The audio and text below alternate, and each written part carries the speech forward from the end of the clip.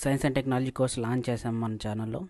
So దీంట్లో recorded videos ఉంటాయి, అలాగే ప్రీవియస్ ఇయర్ క్వశ్చన్స్ 1995 నుంచి 2024 వరకు, that means 30 years previous year questions, అలాగే కరెంట్ అఫైర్స్ కోసం PT 365 ఇవన్నీ కవర్ చేయడం జరుగుతుంది. సో మరింత ఇన్ఫర్మేషన్ కోసం ఇక్కడ స్కాన్ చేసి టెలిగ్రామ్ ఛానల్లో జాయిన్ అవ్వచ్చు, లేదంటే ఇక్కడ లింక్ డిస్క్రిప్షన్లో కూడా ఉంటుంది. అక్కడ టెలిగ్రామ్ ఛానల్లో జాయిన్ అయ్యి మీరు సైన్స్ అండ్ టెక్నాలజీ కోర్స్కి ఎన్రోల్ అవ్వచ్చు. యూపీఎస్సీ ప్రిలిమ్స్కి PT 365ని కవర్ చేస్తున్నాం ఈ వీడియోలో. ఇంటర్నేషనల్ రిలేషన్స్కి సంబంధించి ఫస్ట్ వీడియో ఇది. దీనిలో మల్టీలేటరల్ ఆర్గనైజేషన్స్ గురించి చూద్దాం. So first UN general assembly అని ఉంది. సో యునైటెడ్ నేషన్ ఆర్గనైజేషన్లో 6 మెయిన్ ఆర్గన్స్ ఉన్నాయి. దాంట్లో main UN general assembly. So ఒకసారి ఇంటర్నేషనల్ రిలేషన్స్కి సంబంధించి ప్రిలిమ్స్లో ఏ టైప్స్ ఆఫ్ క్వశ్చన్స్ చూస్తే, సో మనకి ఇంటర్నేషనల్ ఆర్గనైజేషన్స్ నుంచి డెఫినెట్గా క్వశ్చన్స్ అనేవి ఉంటున్నాయి. అలాగే disputed regions, places in news, neighbourhood policy, Indian నైబర్హుడ్స్కి సంబంధించి ఎక్కువ ఉంటున్నాయి. లైక్ ఆఫ్ఘనిస్తాన్కి సంబంధించి కానీ, నేపాల్, భూటాన్, ఇలా ఇండియన్ నైబర్హుడ్ గురించి. అలాగే మెయిన్ సీస్, వాటి సరౌండింగ్ కంట్రీస్ కూడా ప్రీవియస్ ఇయర్ క్వశ్చన్స్లో యూపీఎస్లో అడగడం జరిగిందనమాట. సో ఫస్ట్ యునైటెడ్ నేషన్ ఆర్గనైజేషన్లో మనం చూస్తే మెయిన్ 6 యుఎన్ ఆర్గన్స్ ఉన్నాయి. దాంట్లో UN general assembly, United nation security council. So దీంట్లో 15 మెంబర్స్ ఉంటారు. దాంట్లో P5+10 అంటే పర్మనెంట్ 5 మెంబర్స్కి వెటో పవర్ ఉంటుంది.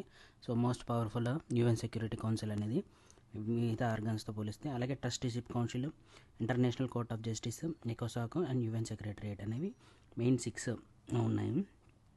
దీంట్లో యుఎన్ యొక్క కీ రోల్ ఏంటంటే పీస్ అండ్ సెక్యూరిటీ ప్రొవైడ్ చేయడము, అలాగే ప్రొటెక్షన్ ప్రొవైడ్ చేయడము యుఎన్ మెంబర్స్కి, అలాగే ప్రమోషన్ ఆఫ్ డెవలప్మెంట్ని ప్రమోట్ చేయడం అనమాట. సో యుఎన్ జనరల్ అసెంబ్లీ గురించి చూస్తే మనకి యుఎన్ జనరల్ అసెంబ్లీ రీసెంట్గా ఒక రెజల్యూషన్ అని పాస్ చేసిందనమాట, ప్యాలెస్టైన్ని మెంబర్గా అడ్మిట్ చేయడానికి. సో ఇప్పటివరకు ప్యాలెస్టైన్కి అబ్జర్వర్ కంట్రీగానే ఉంది, వితౌట్ రైట్ టు ఓట్ అనేది. సో యుఎస్ పాలసీ అంతా కూడా ఇజ్రాయెల్కి ప్రో ఇజ్రాయెల్ ఉంటుంది. సో ఇజ్రాయెల్కి ఎగనెస్ట్గా ప్యాలెస్టైన్కి రికగ్నైజ్ చేయదు కాబట్టి, సో ప్యాలెస్టైన్కి యునెస్కో ఫుల్ మెంబర్షిప్ ఇచ్చిందనమాట. సో అందుకే యుఎస్ అనేది ఫుల్ మెంబర్షిప్ ప్యాలెస్టైన్కి ఇచ్చడం ద్వారా యూనిలేటరల్ డెసిషన్స్ తీసుకుంటుందని చెప్పి యునెస్కో నుంచి కూడా వైదొలిగారు అన్నమాట. సో ఈ రెజల్యూషన్ మెయిన్గా ఫుల్ మెంబర్షిప్ అనేది ప్రొవైడ్ చేయదు ప్యాలెస్టైన్కి, కానీ క్వాలిఫైడ్ మెంబర్గా యుఎన్లోకి జాయిన్ అవ్వడానికి రికగ్నైజ్ చేస్తుంది అనమాట. అంటే నేను ఫ్యూచర్లో జాయిన్ అవ్వచ్చు అనమాట అది.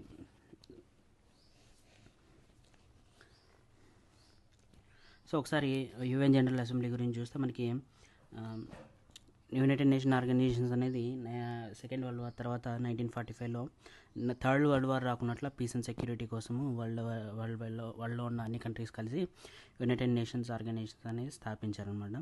సో దీంట్లో ఆల్మోస్ట్ 193 యుఎన్ మెంబర్స్ కంట్రీస్ ఉన్నాయి. సో దీంట్లో మనకి యునైటెడ్ నేషన్ సెక్యూరిటీ కౌన్సిల్ అనేది చాలా మెయిన్ ఆర్గన్. దీంట్లో P5 అంటారు, అంటే పర్మనెంట్ 5 మెంబర్స్ ఉంటారు. So China, Russia, USA, UK and ఫ్రాన్స్తో పాటు 10 నాన్ పర్మనెంట్ మెంబర్స్ ఉంటారు. సో ఈ నాన్ పర్మనెంట్ మెంబర్స్ అనేది ఎవ్రీ 2 ఇయర్స్కి ఎలక్షన్స్ జరుగుతూ ఉంటాయి నాన్ పర్మనెంట్ మెంబర్స్ కోసం. సో ఈ సెషన్స్ కూడా యాన్యువల్ సెషన్స్ ఉంటాయి రెగ్యులర్గా. సెప్టెంబర్లో యుఎన్ జనరల్ అసెంబ్లీ అనేది జరుగుతుంది. ఈచ్ మెంబర్కి కూడా 1 ఓట్ ఉంటుంది. సో ఏదైనా డెసిషన్ తీసుకునేటప్పుడు 2/3 ఆఫ్ మెజారిటీ ఉంటే యుఎన్ డెసిషన్స్ అనేది తీసుకుంటుంది. ఈ ప్రెసిడెన్సీ కూడా మెంబర్ స్టేట్స్ మధ్యలో ఎప్పుడు రొటేట్ అవుతూ ఉంటుంది. సో ఒకసారి యుఎన్ జనరల్ అసెంబ్లీ ఫంక్షన్స్ చూస్తే, సో రెజల్యూషన్స్ పాస్ చేస్తుంది. ఈ రెజల్యూషన్స్ అన్నీ కూడా 9 బైండింగ్ అనమాట. పొలిటికల్ మోరల్ ఇన్ఫ్లుయెన్స్ చేయకున్నట్లు 9 బైండింగ్గా ఉంటుంది అనమాట. నాన్ బైండింగ్ అంటే ఖచ్చితంగా యుఎన్ రెజల్యూషన్ పాస్ ఆ కంట్రీ ఫాలో అవ్వాలని లేదనమాట మెంబర్ కంట్రీస్. అలాగే మెంబర్స్ని ఎలెక్ట్ చేసుకుంటుంది నాన్ పర్మనెంట్ సెక్యూరిటీ కౌన్సిల్కి. ఎవ్రీ ఇయర్ 5 మెంబర్స్ అనేది ఎలెక్ట్ అవుతూ ఉంటారు. సో వాళ్ళ టర్మ్ 2 ఇయర్స్ అనేది ఉంటుందన్నమాట. ఆ బడ్జెట్ని అప్రూవ్ చేస్తుందన్నమాట. ప్రొసీజరల్ అన్నిటికి కూడా సెక్రటరేట్ అనే యుఎన్ సెక్రటరీ అని చూసాం కదా. సో పొలిటికల్ లీడర్స్ అందరూ కూడా మీటింగ్స్లో డెసిషన్స్ తీసుకుంటే వాటిని నడిపించేదన్నమాట సెక్రటరియట్ అనమాట. నెక్స్ట్ గ్లోబల్ ఇష్యూస్ అన్నిటిని కూడా డిస్కస్ చేస్తుంది. సో ఇది రెజల్యూషన్ పాస్ చేయడానికి ఒక న్యూ మెంబర్ ప్యాలెస్టైన్కి అడ్మిట్ అంటే ప్యాలెస్టైన్ రికగ్నైజ్ చేసింది అనమాట, మెంబర్ కంట్రీగా జాయిన్ అవ్వడానికి క్వాలిఫై అయిందని చెప్పేసి. సో ఒక న్యూ మెంబర్గా యూఎన్లో జాయిన్ అవ్వాలంటే ఏం చేయాలో చూస్తే ఫస్ట్ అప్లికేషన్ అనేది సబ్మిట్ చేయాలన్నమాట. ఏ కంట్రీ అయినా కొత్తగా యూఎన్లో జాయిన్ అంటే అప్లికేషన్ సెక్రటరీ జనరల్కి ఏదైతే యుఎన్ చార్టర్ కమిట్మెంట్స్ ఉన్నాయో వాటన్నిటిని యాక్సెప్ట్ చేస్తూ అప్లికేషన్ సబ్మిట్ చేయాలి. అప్లికేషన్ సబ్మిట్ చేసిన తర్వాత సెక్యూరిటీ కౌన్సిల్లో 9 out of 15 మెంబర్స్ ఓట్స్ అనేది వేయాలన్నమాట. అంటే దాంట్లో P5 permanent 5 China, France, Russia, United Kingdom, United స్టేట్స్తో పాటు మిగతా 4 కంట్రీస్ కూడా ఓట్ అనేది వేయాలి. నెక్స్ట్ జనరల్ అసెంబ్లీ అప్రూవల్ ఉండాలి. సో మొత్తం యుఎన్ జనరల్ అసెంబ్లీ మెంబర్స్ అందరూ కూడా ఓటింగ్ ద్వారా 3/2 మెజారిటీ అనేది రావాలి. నెక్స్ట్ రెజల్యూషన్ అడాప్ట్ చేసిన తర్వాత కొత్త కంట్రీ న్యూ మెంబర్గా యూఎన్లో జాయిన్ అవ్వచ్చు అనమాట. ఇది process of admission new member to the UN. So యూఎన్కి సంబంధించి కూడా related news. UN adopts pact for the future at the UN summit for the future. ఈ ప్యాక్ట్ అనేది 21st సెంచరీలో challenges like cyber security, digital divides ఇవన్నీ ఉన్నాయి. ఏదైతే 21st సెంచరీలో ఉన్నాయో ఏఐ సంబంధించి రెగ్యులేటింగ్, డిజిటల్ టెక్నాలజీ సంబంధించి వాటి గురించి జరిగిన ప్యాక్ట్ ఇది. సో దీంట్లో గ్లోబల్ డిజిటల్ కాంపాక్ట్, దాంట్లో regulating AI and digital technologies, అలాగే సస్టైనబుల్ డెవలప్మెంట్ ప్రమోట్ చేయడం డిజిటల్ డివైస్ ద్వారా, అలాగే సైబర్ సెక్యూరిటీ, మిస్యూజ్ ఆఫ్ టెక్నాలజీని అరికట్టడం అలాంటివి ఉన్నాయన్నమాట. Next declaration future generation aims to secure wellbeing of future generation by protecting the environment and promoting intergenerational equity. So intergenerational ఈక్విటీని promote చేస్తూ ఎన్విరాన్మెంట్ని ప్రొటెక్ట్ చేయడమే ఈ డిక్లరేషన్ యొక్క main theme. Next United nations security council. So ఇది one of the main organ united nation ఆర్గనైజేషన్లో. UN security కౌన్సిల్లో టోటల్గా 15 మెంబర్స్ ఉంటారు. ఆ 15 మెంబర్స్లో 5 పర్మనెంట్, దీన్నే పర్మనెంట్ కాబట్టి P5 అని పిలుస్తారు. సో ఈ P5కి వెటో పవర్ అనేది ఉంటుంది, అంటే ఓటింగ్ పవర్ ఉంటుంది. సో యుఎన్ జనరల్ అసెంబ్లీలో జనరల్గా ప్రొసీడింగ్స్ జరుగుతూ ఉంటాయి కదా. So annual proceedings, meetings, secretariat నడిచి ఆ ప్రొసీడింగ్స్ అనేవి జరుగుతుంటాయి. అలాగే సబ్స్టాంటివ్ ఓటింగ్ అనేది జరుగుతుంది. అంటే స్పెసిఫిక్గా లైక్ చైనా నుంచి కోవిడ్ వచ్చిందా లేదా అని డిస్కస్ చేయాలన్నా కూడా యుఎన్ సెక్యూరిటీ కౌన్సిల్ డిసైడ్ చేసిన తర్వాత దాని గురించి డిస్కస్ చేయాలా లేదా అనేది కూడా జరుగుతుంది అనమాట. అంటే డబుల్ ఓటింగ్ అనే పవర్ ఉంటుంది. అంటే యుఎన్ సెక్యూరిటీ కౌన్సిల్లో ఏ విషయాన్ని డిస్కస్ చేయాలన్నా కూడా వెటో పవర్ ఉపయోగించి డిసైడ్ చేస్తారు. అలాగే ఆ డిస్కషన్లో కూడా రెజల్యూషన్స్ పాస్ చేయాలన్నా ఫేవర్గా అయినా అగేన్స్ట్ అయినా కానీ అగేన్స్ట్ అయినా కానీ వెటో పవర్ అనేది ఉపయోగించి చేస్తారనమాట. సో ఇప్పటివరకు వెటో పవర్ని ఇజ్రాయెల్కి ఫేవర్గా యుఎస్ఏ చాలాసార్లు ఉపయోగించింది. అలాగే తైవాన్ని యుఎన్ మెంబర్గా చేర్చుకోకూడదని చెప్పేసి వెటో పవర్ని చైనా యూజ్ చేసిందనమాట. సో ఈ విధంగా వెటో పవర్ని యూజ్ చేస్తారు. సో ఇది కూడా 1945 అంటే యుఎన్ ఆర్గనైజేషన్ కాబట్టి ఇది కూడా. సో 10 నాన్ పర్మనెంట్ మెంబర్స్ ఉంటారు. సో ఇది 2 year టర్మ్ కోసం ఎలక్షన్ అనేది జరుగుతుంది సీక్రెట్ బ్యాలెట్ ద్వారా. సో మెయిన్గా ఆఫ్రికా కాంటినెంట్ నుంచి 3 మెంబర్స్, ఏషియా నుంచి 2, లాటిన్ అమెరికా నుంచి 2, వెస్ట్రన్ యూరోప్ అండ్ అదర్స్ నుంచి 2, ఈస్టర్న్ యూరోప్ నుంచి 1, ఈ విధంగా ఎలక్షన్స్ అనేది జరుగుతుంటాయి అన్నమాట. సో రీసెంట్గా Denmark, Greece, Pakistan, Panama, Somalia elect అయ్యాయి అనమాట నాన్ పర్మనెంట్ మెంబర్స్గా యుఎన్ఎస్సికి 2 years టర్మ్ వరకు. సో మిగతా కీ ఫ్యాక్ట్స్ వచ్చేసి ఈ binding election power to make binding decisions that member state must implement under the UN charter. United nation security కౌన్సిల్కి చాలా పవర్ ఉంటుందన్నమాట. సో ఏదైనా యుఎన్ఎస్సి తీసుకున్న డెసిషన్స్ యుఎన్ చార్టర్ కింద మెంబర్ స్టేట్స్ బైండింగ్గా ఖచ్చితంగా ఫాలో అయ్యేటట్టుగా చేసే పవర్ ఉంటుంది UN security కౌన్సిల్కి.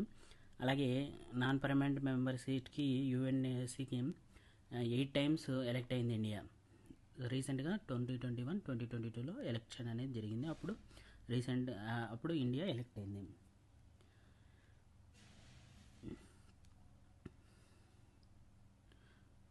Next common pledge initiative అనేది యుఎన్ఎస్సి డిబేట్లో women and peace and security దానిపైన జరిగింది కామన్ ప్లెడ్జ్ ఇనిషియేటివ్ అనేది. సో ఈ కామన్ ప్లెడ్జ్ ఇనిషియేటివ్ ద్వారా ఒక ఉమెన్ మాత్రమే మీడియేటర్స్గా పీస్ని తీసుకురాగలరు.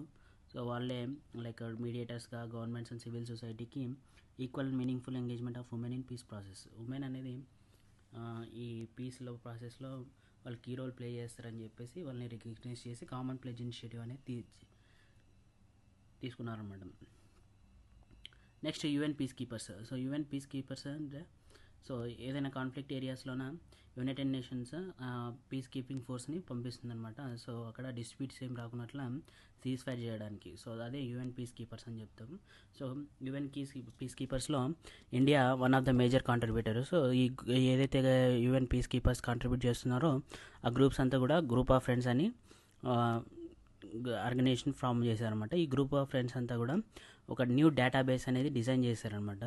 ఈ పీస్ కీపర్స్కి అగైనెస్ట్గా క్రైమ్స్ అనేవి జరుగుతుంది. సో ఏవైతే వాళ్ళు చేశారో ఆ క్రైమ్స్ని రికార్డ్ చేసి వాటిని చేసిన వాళ్ళని అకౌంటబుల్గా హోల్డింగ్ పర్పెట్రేటర్స్ అకౌంటబుల్గా చేయడానికి గ్రూప్ ఆఫ్ ఫ్రెండ్స్ అనేది ఒక ఇనిషియేటివ్ లాంచ్ చేశారనమాట.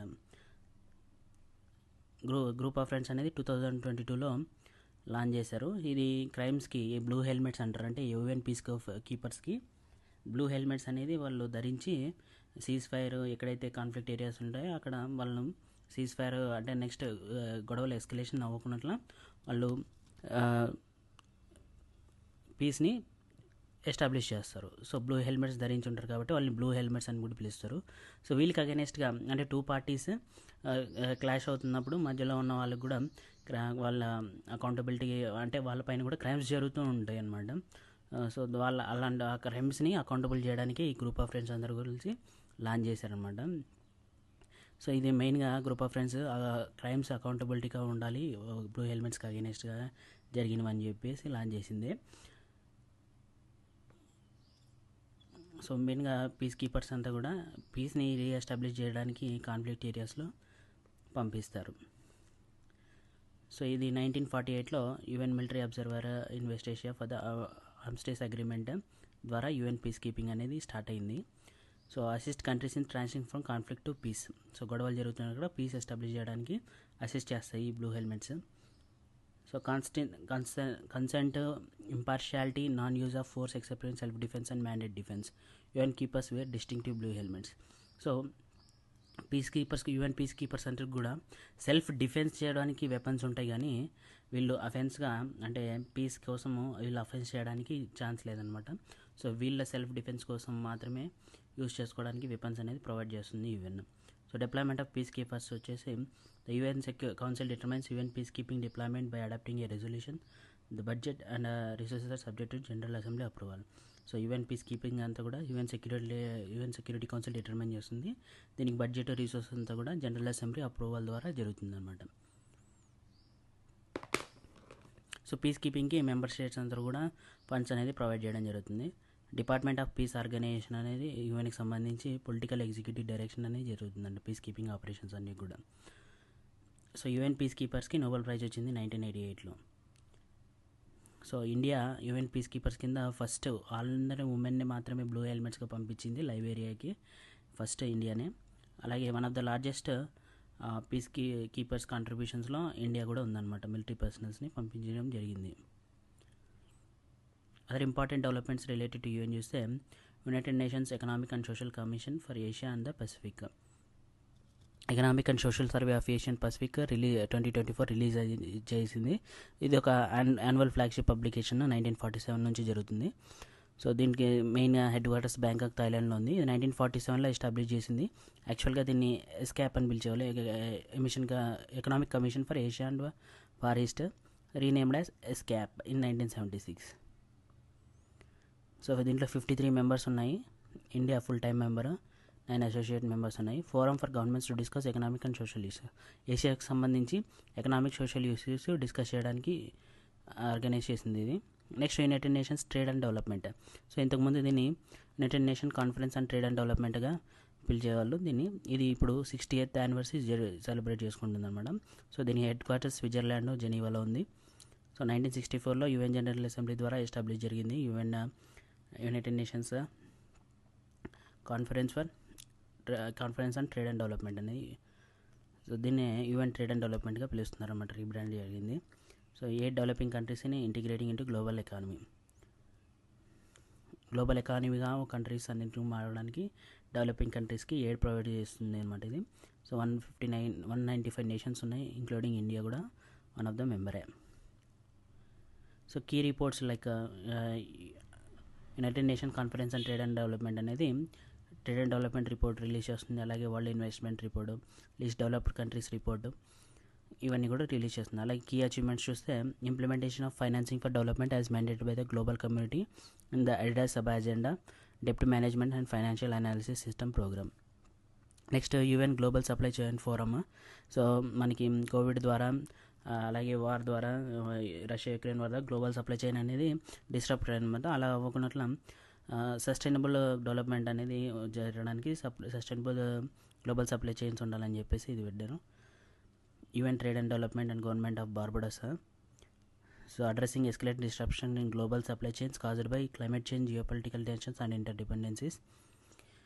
So launched the manifesto for intermodal, low carbon, efficient and resilient freight transport and logistics to meet global climate targets. Introduced digital solutions like guidelines and for an electric single window for trade and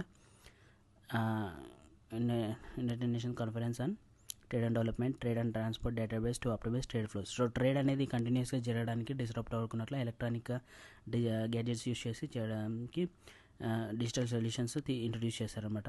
అలాగే focus areas వచ్చేసి supply chain resilience, particularly for small and island developing states. Small island developing స్టేట్స్కి కూడా ఈ supply chain అనేది resilience అనేది strength చేశారన్నమాట. Focus area మెయిన్గా అదే. Next G4 nations.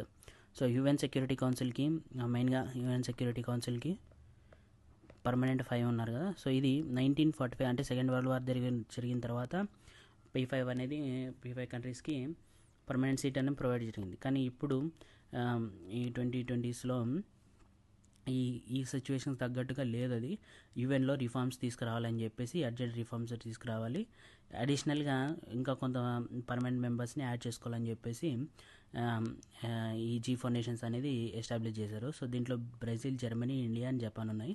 సో ఈ 4 కంట్రీస్ కూడా యుఎన్ సెక్యూరిటీ కౌన్సిల్లో పర్మనెంట్ మెంబర్గా అవ్వడానికి, అలాగే ఈ కంట్రీస్కి కూడా ఒకదానికొకటి సపోర్ట్ చేసుకుంటూ ఉంటాయన్నమాట. సో ఈ మెయిన్ ఆబ్జెక్టివ్ ఏంటంటే G4 నేషన్స్ యొక్క ఆబ్జెక్టివ్ యుఎన్ మెంబర్షిప్ అనేది 25 to 26 permanent and 4 to 5 non permanent మెంబర్స్కి వరకు ఎక్స్టెండ్ చేయాలని చెప్పేసి. సో దీంట్లో ఆఫ్రికన్ యూనియన్ నుంచి కూడా సిరేటెడ్ డిక్లరేషన్ నుంచి, అలాగే ఎజెల్వని కన్సెసన్స్ నుంచి ఈ ఆఫ్రికన్ యూనియన్కి కూడా ఆఫ్రికన్ యూనియన్ నుంచి అంటే ఆఫ్రికన్ కాంటినెంట్ నుంచి ఏ కంట్రీ కూడా యుఎన్లో మెయిన్గా లేదు యుఎన్ సెక్యూరిటీ కౌన్సిల్లో. సో ఆఫ్రికన్ నేషన్స్లో కొన్ని కంట్రీస్ని, అలాగే మిగతా ఈ G4 నేషన్స్ని కూడా యుఎన్ సెక్యూరిటీ కౌన్సిల్లో పర్మనెంట్ మెంబర్స్గా ఉండాలని చెప్పేసి ప్రపోజ్ చేస్తుంది G4. సో దీనికి సంబంధించి యునైటింగ్ ఫర్ కన్సెన్సస్ అని కూడా ఈ గ్రూప్ ఆఫ్ కంట్రీస్ G4 నేషన్స్ని అపోజ్ చేసేది. యునైటింగ్ ఫర్ కన్సెన్సస్ దాన్ని కాఫీ క్లబ్ అంటారు. అంటే ఈ ఇండియాకి అగెనిస్ట్గా పాకిస్తాను, అలాగే జపాన్కి అగెనిస్ట్గా వేరే కంట్రీస్ అన్నీ కూడా, రిపబ్లిక్ ఆఫ్ కొరియా, ఇవన్నీ కూడా అపోజ్ చేస్తున్నాయి. అంటే యుఎన్ సెక్యూరిటీ కౌన్సిల్ ఇప్పుడు ఉన్న మెంబర్స్ సరిపోతుంది, దాన్ని పర్మనెంట్ మెంబర్స్ని యాడ్ చేయాల్సిన అవసరం లేదని చెప్పేసి ఈ G4కి అగెనిస్ట్గా ఉండేదే ఈ కాఫీ క్లబ్ అనేది. సో దీంట్లో ఆల్మోస్ట్ మనకి Argentina, Canada, Colombia, Costa Rica, Italy, Malta, Mexico, Pakistan, Republic of Korea, San Marino, Spain, Turkey కూడా ఉన్నాయన్నమాట. దీన్ని యునైటింగ్ ఫర్ కన్సెన్సస్ అని చెప్తారు. Next international criminal court. ఇది ఎందుకు న్యూస్లో ఉందంటే రీసెంట్గా ఇజ్రాయెల్ హమాస్ వార్ జరిగినప్పుడు సో ఇజ్రాయెల్ని పిఎంని అరెస్ట్ చేయాలని చెప్పేసి wars against humanity and war crimes వల్ల ఇజ్రాయెల్ పిఎంకి అరెస్ట్ వారెంట్ అనేది రిలీజ్ చేయడం జరిగింది. అలాగే రష్యన్ ప్రెసిడెంట్కి కూడా Ukraine wars against humanity and crimes అనేది వార్ క్రైమ్స్ చేస్తున్నారు కాబట్టి అరెస్ట్ వారెంట్ ఇష్యూ చేసింది అనమాట. అందుకే న్యూస్లో ఉంది. ఇంటర్నేషనల్ క్రిమినల్ కోర్ట్ అనేది ఇది first international criminal court serious internal crimes అన్నింటినీ కూడా ప్రాసిక్యూట్ చేసేది. దీన్ని 1998లో అడాప్ట్ చేసుకుంటే 2002 నుంచి ఎన్ఫోర్స్ చేసింది. రోమ్ స్టాట్యూట్ నుంచి వచ్చింది ఇది. సో దీని మెయిన్గా international criminal court genocides, crime against humanity, war crimes, crimes of అగ్రెషన్స్ని డీల్ చేస్తుంది. సో దీంట్లో 124 స్టేట్ పార్టీస్ ఉన్నాయి. Palestine 123rd member. సో అందుకే పాలెస్టైన్ హమాస్ వార్లో ఇజ్రాయెల్ పిఎంకి అగెనిస్ట్గా అరెస్ట్ వారెంట్ ఇష్యూ చేయడం జరిగింది. Malaysia 124th member. So India, Russia, Israel, US, China అనేది మెంబర్స్ కాదు. Even ICC decisions are binding. So ఈ మెంబర్ కంట్రీస్ ఐసీసీ డెసిషన్స్ని ఖచ్చితంగా ఫాలో అనమాట. So next Russian ప్రెసిడెంట్కి అగెనిస్ట్గా arrest warrant issue అయింది. సో బ్రిక్స్ సమ్మిట్లో సౌత్ ఆఫ్రికాలో జరిగితే సౌత్ ఆఫ్రికా మెంబర్ కంట్రీ ఐసీసీకి. సో సౌత్ ఆఫ్రికా రావద్దని చెప్పేసి చెప్పారనమాట. సో పుతిన్ని, ఒకవేళ పుతిన్ వస్తే సో ఈ ఐసీసీ డెసిషన్స్ బైండింగ్ ఉంటాయి కాబట్టి సౌత్ ఆఫ్రికా గవర్నమెంట్ అరెస్ట్ చేసే ఛాన్స్ ఉంది కాబట్టి రావద్దని చెప్పారు. సో కంపారిజన్ చేస్తే ఇంటర్నేషనల్ క్రిమినల్ కోర్టు అలాగే international court of justice, so ఈ రెండింటి గురించి. ఇంకొకటి కూడా ఉంది, ఈ రెండు కాకుండా అట్లా పర్మనెంట్ కోర్ట్ ఆఫ్ ఆర్బిట్రేషన్ అని. ఇది మెయిన్గా కేసెస్ని డీల్ చేయదు. సో టూ స్టేట్స్ కానీ టూ కంట్రీస్ మధ్య కానీ ఉన్న డిస్ప్యూట్స్ని వాటిని కూడా మీడియేషన్ ద్వారా సెటిల్ చేసుకోవడానికి ఇది ట్రై చేస్తుంది అనమాట. ఇది హేగ్ కన్వెన్షన్ ద్వారా 1899లో ఎస్టాబ్లిష్ చేసింది.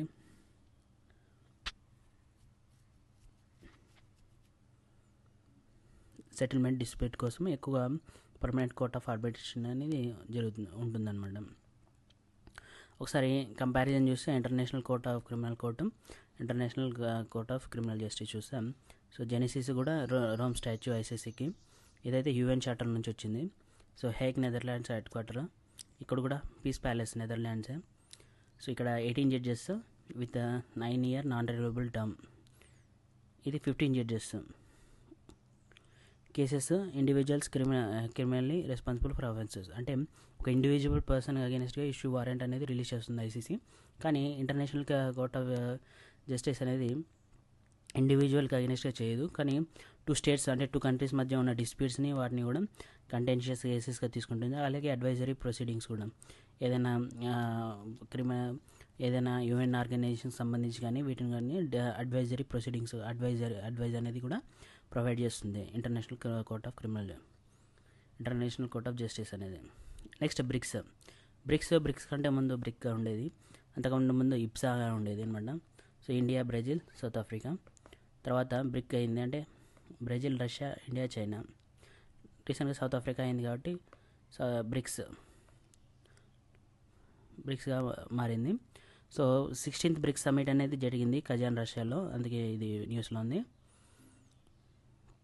సో ఈ బ్రిక్స్ అనే దానికి టర్మ్ ఇచ్చింది 2001లో British economist Jim O'Neill. BRIC formalised అయింది G8 సమ్మిట్లోన. సో ఫస్ట్ బ్రిక్స్ సమ్మిట్ అనేది రష్యాలో జరిగింది 2009లో. ఎక్కడంటే ఎకాటెరిన్బర్గ్. సో 5 ఒరిజినల్ మెంబర్స్ వచ్చేసి బ్రెజిల్, రష్యా, ఇండియా, చైనా. తర్వాత సౌత్ ఆఫ్రికా యాడ్ అయింది కాబట్టి బ్రిక్స్ అయింది. ముందైతే బ్రిక్గా ఉండేది. సో న్యూ మెంబర్స్ కూడా యాడ్ అయినారు. దాంట్లో I2UT అంటే Iran, Indonesia, UAE, Egypt and Ethiopia. So south east Asian కంట్రీస్లో ఇండోనేషియా ఫస్ట్ మెంబర్ బ్రిక్స్లో జాయిన్ అవ్వడము. సౌదీ అరేబియా కూడా ఫార్మల్ డెసిషన్ అనేది ఇంకా తీసుకోలేదన్నమాట జాయిన్ అవ్వాలని చెప్పేసి, కానీ ఇంట్రెస్ట్ అయితే షో చేసింది. అలాగే బ్రిక్ పార్ట్నర్ కంట్రీస్ కూడా ఉన్నాయి, like Belarus, Bolivia, Cuba, Kazakhstan, Malaysia, Thailand, Uganda and Uzbekistan, Nigeria. So no permanent secretariat or office అనేది ఎక్కడ లేదనమాట దీనికి బ్రిక్స్కి. బ్రిక్స్ న్యూ డెవలప్మెంట్ బ్యాంక్ అనేది ఎస్టాబ్లిష్ చేశారు. దీని క్వార్టర్స్ వచ్చేసి షాంఘై చైనాలో ఉంటుంది హెడ్ క్వార్టర్స్. సో దీని మెయిన్గా ఇన్ఫ్రాస్ట్రక్చర్ ఫండ్స్ అనేది ప్రొవైడ్ చేస్తుంది బ్రిక్స్ కంట్రీస్కి, అలాగే ఎమర్జింగ్ ఎకానమీస్కి, అలాగే ఈక్వల్ రిప్రజెంటేషన్, ఓటింగ్ పవర్ ఉంటుంది ఆల్ మెంబర్స్కి కూడా. సో బ్రిక్స్ సమిట్ ఫోర్ట్జెలా డిక్లరేషన్ ద్వారా బ్రెజిల్లో 2014లో న్యూ డెవలప్మెంట్ బ్యాంక్ అనేది ఎస్టాబ్లిష్ చేశారు. సో ఫోర్ట్జెలా డిక్లరేషన్స్ దేనికి సంబంధించి అని ప్రీవియస్ ఇయర్ క్వశ్చన్స్లో అడగడం జరిగింది. సో ఫోర్ట్జెలా డిక్లరేషన్ బ్రిక్స్ సంబంధించింది అనమాట, establishment of new development bank. Next contingent reserve arrangement ఉంటుంది. ఎసెన్షియల్ షార్ట్ టర్మ్ లిక్విడిటీ కూడా సపోర్ట్ చేస్తుంది అనమాట బ్రిక్స్. అలాగే బ్రిక్స్ గ్రెయిన్ ఎక్స్చేంజ్, ఇది ఫస్ట్ రష్యన్ లెడ్ ఇనిషియేటివ్. తర్వాత అన్ని బ్రిక్స్ కమ్యూనిటీస్ అన్ని కూడా అగ్రికల్చర్ ప్రొడక్ట్స్ ఈక్విటబుల్ ట్రేడింగ్ అనేది జరుగుతుంది. ఫుడ్ సెక్యూరిటీ కోసం కూడా ఎక్స్చేంజ్ ఎన్హాన్సింగ్ చేసుకోవడానికి, గ్రెయిన్స్ ఎక్స్చేంజ్ చేసుకోవడానికి, ట్రేడ్ చేయడానికి కూడా ఉంటుందన్నమాట BRICS grain exchange. Next remote sensing satellite constellation, జీసాప్ సంబంధించి కూడా శాటిలైట్ లాంచ్ చేయడం కూడా బ్రిక్స్ సంబంధించి జరిగింది. అలాగే BRICS cross border payment initiative or BRICS pay అని కూడా ఉంటుంది. సో రీసెంట్గా బ్రిక్స్ పేకి అగెనిస్ట్గా ట్రంప్ కూడా 100% టారిఫ్స్ విధిస్తాము, బ్రిక్స్ని ఎక్కువ ప్రిఫరెన్స్ ఇచ్చి యూఎస్ డాలర్ని నెగ్లెక్ట్ చేస్తాయని చెప్పేసి. సో ఇది బ్రిక్స్ పే ఏంటంటే ఒక block chain based payment service, settlements కోసము. అలాగే ఆల్టర్నేటివ్గా ఇప్పుడు అన్ని నేషన్స్ కూడా స్విఫ్ట్ యూజ్ చేస్తున్నాయి అన్నమాట, డాలర్ రూపీస్కి సంబంధించి. సో వాటిని కాకుండా బ్రిక్స్ నేషన్స్ అన్నీ కూడా బ్రిక్స్ పే యూజ్ చేయాలని చెప్పేసి ఇది తీసుకొచ్చారు. Next association of south east Asian nation, ASEAN అనమాట. సో ఏషియన్ మెంబర్ కంట్రీస్ చూస్తే Myanmar, Thailand, Malaysia, Laos, Cambodia, Vietnam, Singapore, Indonesia, Brunei Darussalam and Philippines. ఇవన్నీ కూడా 10 నేషన్స్, ఏషియన్ నేషన్స్. సో దీని మెయిన్గా ఇండియా 1996లో జాయిన్ అయింది. 27 మెంబర్స్ ఉన్నారు, 10 ASEAN members states, 10 ASEAN dialogue partners. So ASEAN objective ఏంటంటే platform for dialogue and cooperation political and security issues among ASEAN members. So పొలిటికల్గా security ఇష్యూస్కి సంబంధించి మెంబర్ కంట్రీస్తో discuss చేస్తుంది. దీంట్లో మెయిన్గా 10 మెంబర్స్. సో ఆసియాన్ డిక్లరేషన్ సంబంధించి బ్యాంకాక్ డిక్లరేషన్ ద్వారా దీన్ని ఎస్టాబ్లిష్ చేశారు. 5 members Indonesia, Malaysia, Philippines, Singapore and Thailand establish founding members. So రీసెంట్గా 21st ఏషియన్ ఇండియా సమ్మిట్ అనేది జరిగింది. ప్రైమ్ మినిస్టర్ పార్టిసిపేట్ చేశారు, వియెంట్నాం, లావోలో. So dialogue partners Australia, Canada, China, India, European Union, Japan, Republic of Korea, New Zealand, Russia Federation, UK and US ఇవన్నీ కూడా dialogue partners. So ASEAN future forum కూడా ఉంది, ఇది Vietnam propose చేసింది 2023లో. ఇది కామన్ ప్లాట్ఫామ్ అంటే ఏషియన్ మెంబర్ స్టేట్స్ అందరూ కూడా, పార్ట్నర్ కంట్రీస్కి కూడా new ideas, policies, recommendations share చేసుకోవడానికి ఏషియన్ ఫ్యూచర్ ఫోరం అని. So India is a founding member ASEAN future ఫోరంకి. Next key ASEAN institutions వచ్చేసి ASEAN+3 కోఆపరేషన్. సో అంటే ASEAN members 10+3 China, Japan, Republic of Korea. అలాగే India is an active participant in ASEAN defence minister meetings, ADMM+, and expanded ASEAN maritime forum. So India ASEAN గురించి చూస్తే, so India began formal engagement with ASEAN in 1992 నుంచి engagement అనేది జరుగుతుంది. India became a dialogue partner in 1996, summit level partner in 2002, forged strategic partnership in 2012. So ASEAN India maritime exercises జరుగుతుంది. అలాగే ASEAN solidarity exercise కూడా conduct చేస్తారన్నమాట. So దీనికి సంబంధించి ఏషియాకి సంబంధించి ఈస్ట్ ఏషియా సమ్మిట్ కూడా జరిగింది. Prime minister 19th East Asia summit attend అయ్యారు ఇండోనేషియాలో, జకార్తాలో. దీన్ని ఎస్టాబ్లిష్ చేసింది మలేషియా, కౌలాలంపూర్ 2005లో. సో మెంబర్స్ అంతా కూడా leaders led forum for dialogue and strategic, political and economic issues. So 18 members East Asia సమ్మిట్లో. ASEAN plus Australia, China, Japan, India, New Zealand, South Korea, Russia, US. So 6 priority areas వచ్చేసి cooperation సంబంధించి environment, energy, education, finance, global health issues, natural disaster management and ASEAN connectivity. వీటిపైన cooperate చేసుకుంటూ ఉంటారు 6 priority areas. అలాగే ASEAN India trade in goods agreement చూస్తే, so 5th joint committee meeting అనేది జరిగింది రీసెంట్గా జకార్తాలో. ఏషియా ఇండియా ట్రేడ్ సంబంధించి ఇది 2009లో సైన్ చేసింది. దీని ద్వారా ట్రేడ్ బ్యారియర్స్ తక్కువ చేసి ఎకనామిక్ టైస్ అనేది ఇంప్రూవ్ చేసుకోవడానికి ఏషియన్కి ఇండియాకి మధ్య తీసుకొచ్చిన అగ్రిమెంట్ ఇది. India has trade deficit with ASEAN. So ఏషియన్తో ట్రేడ్ డెఫిసిట్ అనేది science and technology course launch చేసాం మన ఛానల్లో. సో దీంట్లో రికార్డెడ్ వీడియోస్ ఉంటాయి, అలాగే ప్రీవియస్ ఇయర్ క్వశ్చన్స్ 1995 నుంచి 2024 వరకు, that means 30 years previous year questions. అలాగే కరెంట్ అఫైర్స్ కోసం PT 365 ఇవన్నీ కవర్ చేయడం జరుగుతుంది. సో మరింత ఇన్ఫర్మేషన్ కోసం ఇక్కడ స్కాన్ చేసి టెలిగ్రామ్ ఛానల్లో జాయిన్ అవ్వచ్చు, లేదంటే ఇక్కడ లింక్ డిస్క్రిప్షన్లో కూడా ఉంటుంది. అక్కడ టెలిగ్రామ్ ఛానల్లో జాయిన్ అయ్యి మీరు సైన్స్ అండ్ టెక్నాలజీ కోర్స్గా ఎన్రోల్ అవ్వచ్చు.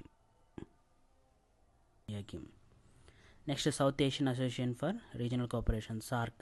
సో సార్క్ మెంబర్ కంట్రీస్ వచ్చేసి Afghanistan, Pakistan, India, Bangladesh, Nepal, Bhutan, Sri Lanka, Maldives.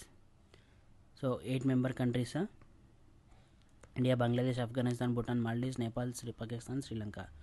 So SAARC charter ద్వారా ఢాకాలో 1985లో ఎస్టాబ్లిష్ చేయడం జరిగింది. దీన్ని సెక్రటరియట్ నేపాల్లో ఉంటుంది. సో దీంతోపాటు 9 కంట్రీస్కి ఆబ్జెక్టివ్ స్టేటస్ 9 కంట్రీస్ కూడా ఉన్నాయన్నమాట. సో అబ్జర్వర్ స్టేటస్ ఉన్నది వాటికి. సో కరెన్సీ స్వాప్ అగ్రిమెంట్ అనే సార్క్ సంబంధించి 2024 టు 2027 వరకు ఆర్బీఐ అనౌన్స్ చేసింది సార్క్ కరెన్సీ స్వాప్ ఫ్రేమ్వర్క్. అంటే సార్క్ కంట్రీస్ కరెన్సీని ఎక్స్చేంజ్ చేసుకోవచ్చు అనమాట. ఎప్పుడైతే బ్యాలెన్స్ ఆఫ్ పేమెంట్ ఇష్యూ వస్తుందో, డాలర్స్ అలాంటి వాటికి పే చేయడానికి అమౌంట్ ఉండదు. సో ఒక కంట్రీకి సంబంధించి కరెన్సీ ఇంకొక కంట్రీ ఎక్స్చేంజ్ చేసుకోవచ్చు. ఫిక్స్డ్ టైం అనేది ఏదైతే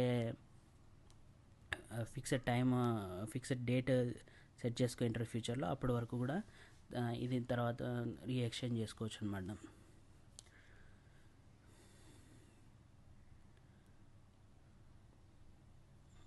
కరెన్సీ స్వాప్ అగ్రిమెంట్లో ఇండియాకి సంబంధించి బ్రిక్స్ కంటింజెంట్ రిజర్వ్ అగ్రిమెంట్ 2015లో సైన్ చేసింది. అలాగే India Japan bilateral currency swap agreement కూడా $75 వరకు ఉంటుంది. అలాగే ఇండియా యూఏఈ, ఇండియా శ్రీలంక కూడా కరెన్సీ స్వాప్ అగ్రిమెంట్ అనేది ఉంది. సో రీసెంట్గా ఆర్బీఐ సార్క్ కంట్రీస్ కూడా కరెన్సీ స్వాప్ ఫ్రేమ్వర్క్ అనేది రిలీజ్ చేసింది. అదర్ కీ ఫ్యాక్ట్స్ చూస్తే సార్క్ సంబంధించి డెసిషన్స్ అన్నీ కూడా సార్క్కి యునానిమిటీ, బైలాటరల్, కంటెన్షియస్ డెసిషన్ తీసుకున్నారు. ఈ సార్క్ అనేది ఇప్పుడు డిస్ఫంక్షనల్గా ఉంది. ఎందుకంటే మెయిన్గా యూరియా అటాక్ ఏదైతే మనకి 2016లో జరిగిందో ఇండియాకి, యూరియా అటాక్ జరిగిన తర్వాత బంగ్లాదేశ్, ఆఫ్ఘనిస్తాను, భూటాను ఈ ఏదైతే పాకిస్తాన్లో జరగాల్సిన ఈ సార్క్ మీటింగ్ని అబాలిష్ చేశాయన్నమాట. సో రిజెక్ట్ చేశాయి సార్క్ మీటింగ్కి. సో దాని ద్వారా అప్పటి నుంచి కూడా ఇది డిస్ఫంక్షనల్గా ఉంది. ఈ పాకిస్తాన్ అనేది సార్క్ కంట్రీస్లో ఇది బైలేటరల్ ఇష్యూస్ డిస్కస్ చేయకూడదు, కానీ ఎప్పుడు కూడా పాకిస్తాన్ కాశ్మీర్ ఇష్యూని తీసుకొచ్చేసి ఇష్యూ క్రియేట్ చేసేది. దాని ద్వారా కూడా ఈ ఇండియా దీన్ని నెగ్లెక్ట్ చేస్తుందన్నమాట. డిస్ఫంక్షనల్గా ఉంది సార్క్. మెయిన్ ఫోకస్ బిమ్స్టెక్ పైన పెట్టింది అనమాట. సో బిమ్స్టెక్ అంటే దీంట్లో Bangladesh, India, Myanmar, Sri Lanka, Thailand ఉండేవి. సో బిమ్స్ట్ అని ఉండేది.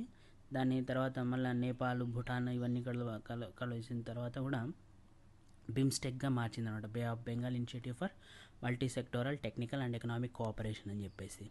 సో బిమ్స్టెక్లో మెయిన్గా Bangladesh, India, Sri Lanka, Thailand, Myanmar, India, Nepal ఉంటాయి. నేపాల్, భూటాన్ ఉంటాయి. 7 కంట్రీస్. అంటే సార్క్ నుంచి ఆఫ్ఘనిస్తాన్, పాకిస్తాన్ అనేవి ఉండవు అనమాట. ఎక్స్ట్రాగా ఇక్కడ థాయిలాండ్ యాడ్ అవుతుంది. సో అంతే డిఫరెన్స్. అంటే పాకిస్తాన్ నెగ్లెక్ట్ చేసి మనం బిమ్స్టెక్ పైన ఎక్కువ ఫోకస్ చేస్తున్నామని చెప్పేసి. సో రీసెంట్గా బిమ్స్టెక్ చార్టర్ అనేది ఫోర్స్ వచ్చింది. దీని ద్వారా బిమ్స్టెక్ ఏ విధంగా నడవాలని చెప్పేసి ఉంటుంది. సో బిమ్స్టెక్ చార్టర్ని నేపాల్ అనేది 2024లో May 20న ఎండోస్ చేసింది. దాని ద్వారా ఈ చార్టర్ అనేది ఫోర్స్ వచ్చిందన్నమాట. సో బిమ్స్టెక్ బ్యాంకాక్ డిక్లరేషన్ ద్వారా 1997లో ఎస్టాబ్లిష్ చేసింది. అది సార్క్ అయితే 1985లో. అంటే ఫస్ట్ సార్క్, తర్వాత బిమ్స్టెక్. సో అదే మిగతా సంబంధించి కూడా key facts BIMSTEC. So major projects కూడా BIMSTEC master plan for transport connectivity. BIMSTEC countries అన్నీ కూడా ట్రాన్స్పోర్ట్ కనెక్టివిటీ పైన ఫోకస్ చేస్తున్నాయి. అలాగే బిమ్స్టెక్ ప్రిన్సిపల్ వచ్చేసి సావరెన్ ఈక్వాలిటీ. సో అందరూ సావరెన్గా ఈక్వల్గా ఉంటారు. అలాగే territorial integrity, political independence, non interference in internal affairs, peaceful coexistence. 7 focus areas వచ్చేసి trade, environment, climate change, security, agriculture, food security, people to people contact, science and technology, innovation and connectivity. So BIMSTEC disaster management exercise కూడా జరుగుతుందన్నమాట. Next quad. So Quad అనేది చైనాని south China సీలో అగ్రెసివ్గా decisions తీసుకుంటుందన్నమాట. So దాని muscle పవర్ని flex చేస్తుంది military వైజ్గా. So దాన్ని contain చేయడానికి యుఎస్ఏ, ఆస్ట్రేలియా, ఇండియా, జపాన్ అనేది క్వాడ్గా ఫామ్ అయినాయి. సో క్వాడ్ విల్లింగ్టన్ డిక్లరేషన్ ద్వారా క్వాడ్ లీడర్స్ సమిట్ అనేది అడాప్ట్ చేశారనమాట. ఇది రీసెంట్గా ప్రైమ్ మినిస్టర్ యుఎస్ వెళ్ళారు విలింగ్టన్లో. సో అక్కడ విలింగ్టన్ డిక్లరేషన్ అడాప్ట్ చేశారు. సో అందుకే న్యూస్ ఉంది. దీని ద్వారా క్వాడ్ క్యాన్సర్ మ్యాన్షూట్ సర్వైకల్ క్యాన్సర్కి సంబంధించి పార్ట్నర్షిప్గా అందరూ సర్వైకల్ క్యాన్సర్ తగ్గించడానికి డెసిషన్స్ తీసుకున్నారు. అలాగే క్వాడ్ పోర్ట్స్ కూడా future sustainable port infrastructure develop చేయాలని ఫిక్స్ చేశారు. అలాగే maritime initiative, Indo Pacific training కూడా, అలాగే Quad at sea ship observer mission, interoperability, maritime సేఫ్టీకి, అలాగే 2025 క్వాడ్ లీడర్స్ సమ్మిట్ కూడా జరిగింది. 2025 క్వాడ్ లీడర్స్ సమ్మిట్ అనేది ఇండియాలో జరుగుతుంది. అలాగే strengthening the quad act. So AIIMS to strengthen the joint cooperation between quads 4 members to promote free, open and inclusive, resilient and healthy Indo Pacific. So Indo Pacific అనేది అందరికీ ఉండాలి. So అక్కడ కాంపిటేటివ్గా free, open, ఇంక్లూజివ్గా ఉండాలని చెప్పేసి.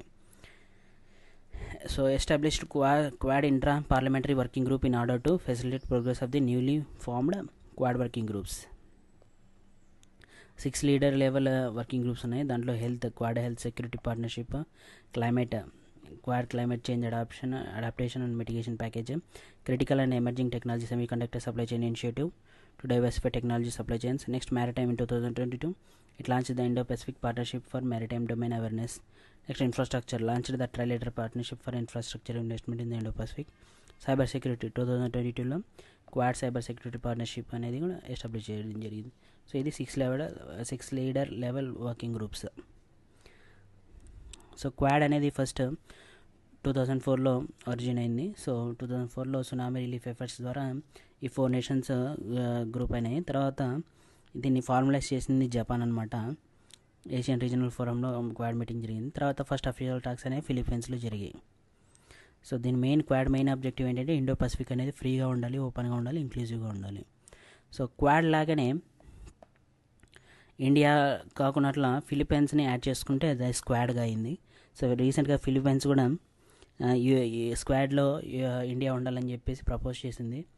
So అది US అనేది ఇది Chinese మిలిటరైజేషన్ని ఏదైతే సౌత్ చైనాలో మిలిటరీ మజిల్ ఫ్లెక్స్ చేస్తుందో మిలిటరీ మజిల్స్ని అంటే మిలిటరీగా అగెనిస్ట్గా ఇది చైనాకి అగెనిస్ట్గా చైనాస్ మిలిటరైజేషన్కి అగెనిస్ట్గా లాంచ్ చేసింది squad.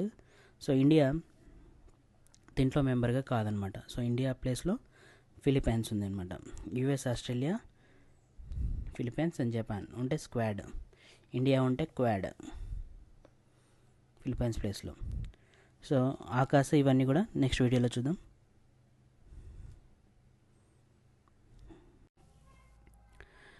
Science and technology course launch చేసాం మన ఛానల్లో.